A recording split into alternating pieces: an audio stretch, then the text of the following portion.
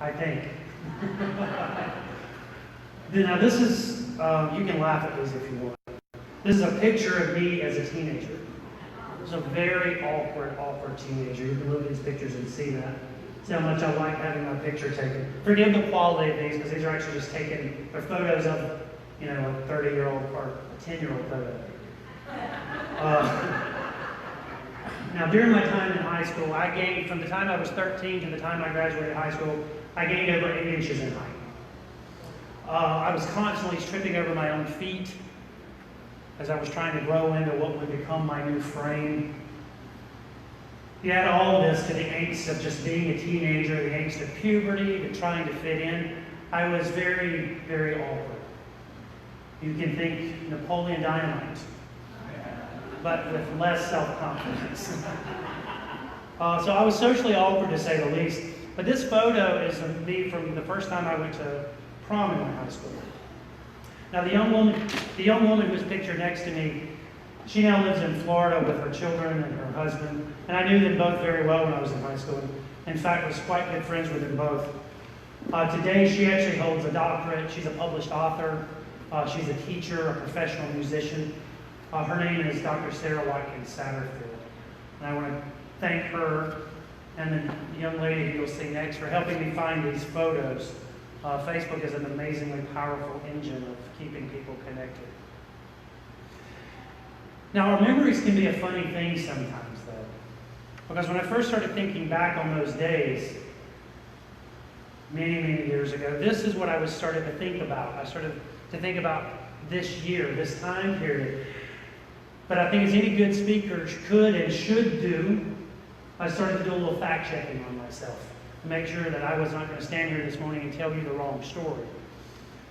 And I realized that the picture that we're looking at right now was from the wrong prom year for the story that I wanted to tell. Now take a look at this next picture. This is me a year later with another high school friend. This young lady's name is Sean Gaddy Sylvester. She too is now a mother. She was a very dear friend in high school. She lives in Minnesota now. What I remembered when I was reflecting back on the parable of the Good Samaritan was this prom. It was this picture. But it wasn't because of the two of us who were in the picture. It was because of the picture itself. But here's the loop, but not this picture, because the picture that I remembered was actually destroyed in the story that I'm going to tell you. So the night this picture was taken, Sean and I drove to a neighboring town about 30 minutes away to have dinner, to have our pictures taken. It was a prom day, right? So several weeks after the prom, I drove back to that studio to go pick up our pictures. And on the way back to my home, I was hit dead on by another car.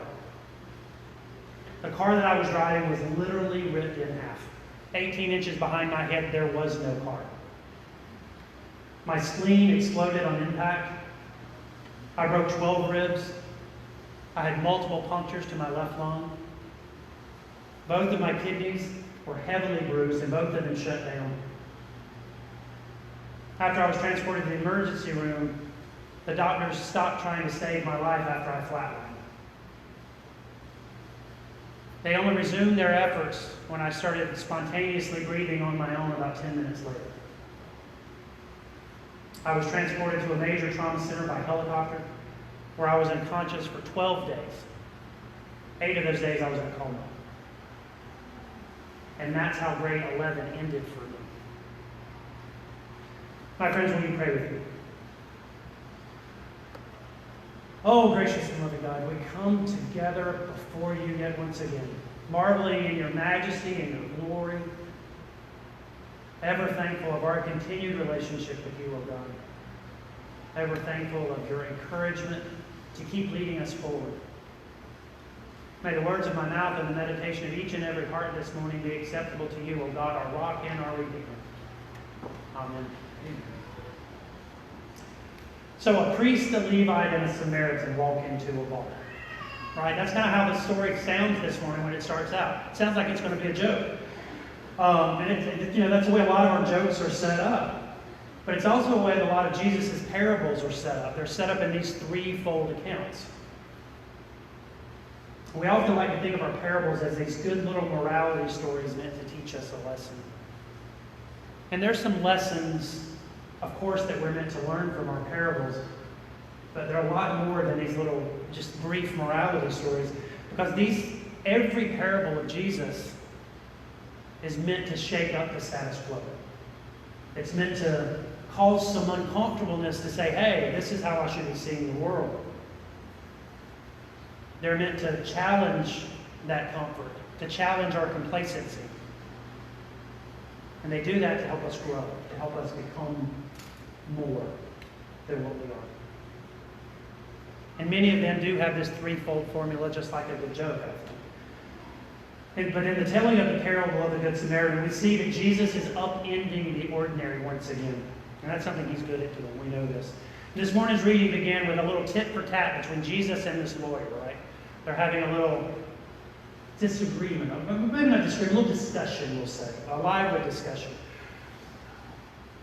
And the opening exchange, though, it's the setup for Jesus to tell this parable, for Jesus to teach this new lesson.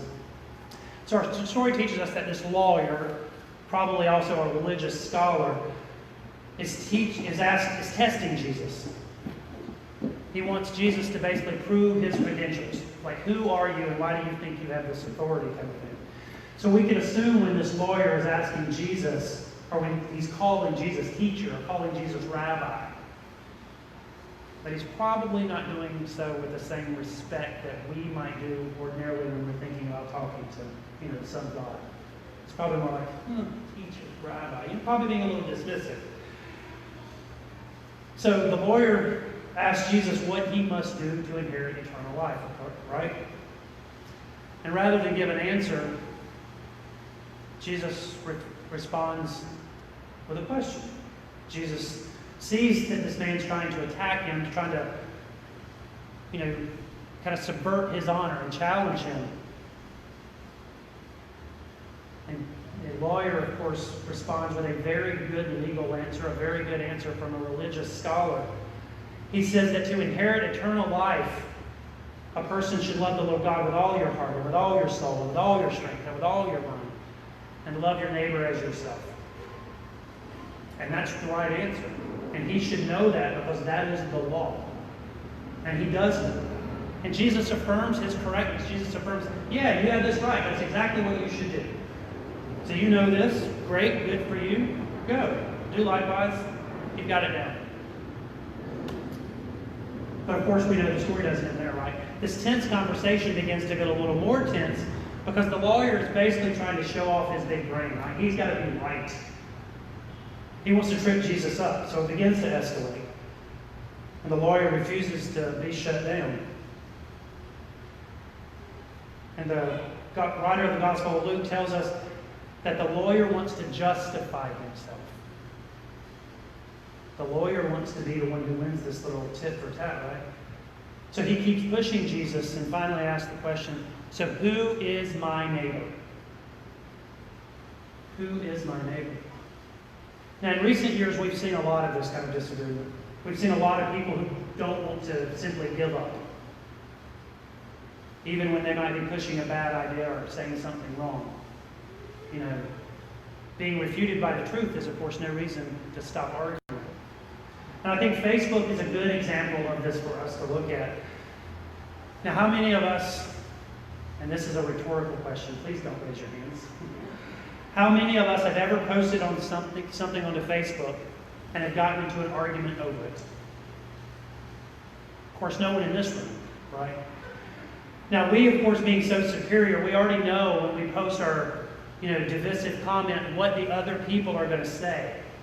We already know how that conversation is going to go. So we're prepared. We ready ourselves. And then the expected reply comes into that wonderfully enlightened post, right? That wonderfully enlightened words that we put on social media. And at that moment, with our perfectly well-planned response, we are able to conquer our nemesis, right? We're right, we win. You should never have gone up against me. Because no one is listening. And when nobody listens, nobody learns, right? So how can we listen if we're already thinking about what we're going to say next? And that, my friends, is why the lawyer does not hear what Jesus is saying. Because he's already thinking of how he might respond next, what he might do, rather than making himself fully available to Jesus' conversation.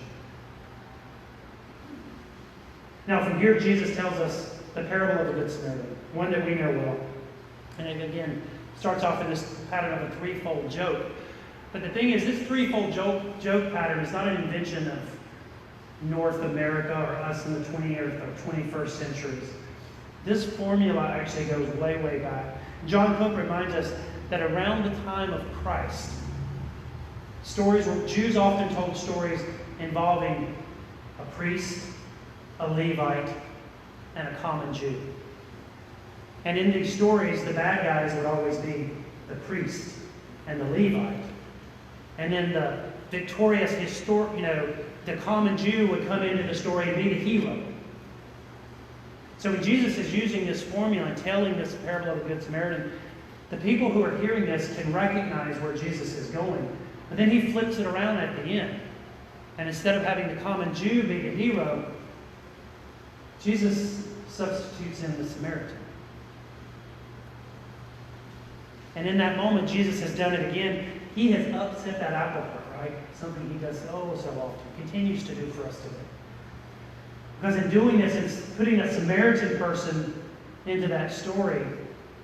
Jesus has made the oppressed person, the marginalized, the outcast people be the hero. Now, of course, we know when we look at this story, the first two, the priest and the Levite, they do the wrong thing. They walk by the half-bloody and beaten man who's on the side of the road, paying no attention, not doing their duty. But the Samaritan stops. The Samaritan helps. He offers assistance. Now, in the 21st century, in our time, we have come to understand the phrase, the words, a good Samaritan as a righteous, a good person, someone who does the right thing. And that's good. I'm not trying to rob us of that definition. But in only seeing it that way, we lose the history of this story, what's really going on, the fullness of what's going on in our gospel story. Because in ancient times, it was a great insult to call someone a Samaritan. Because they were people who were seen as unclean. They were people seen as not keeping the right law, as not doing the things that God had commanded. And there's a long history there, which we won't go into this morning, but know that they were not seen as good people. So when Jesus tells us the story of the Samaritan helping the stranger, he's overturning the stereotype. He's flipping things around. He's teaching that Samaritans, that the outcast, are also our neighbors. And if they are our neighbors, then everyone is our neighbor. Now remember, beginning, before telling the parable, the lawyer asked, "Who is my neighbor?" And I think that is the point, that everyone is the neighbor. Now, and this isn't some lesson that I think is trapped in time some 2,000 years ago when this story was told, when these texts were written. Because this is meant to be relevant and is relevant to our lives today.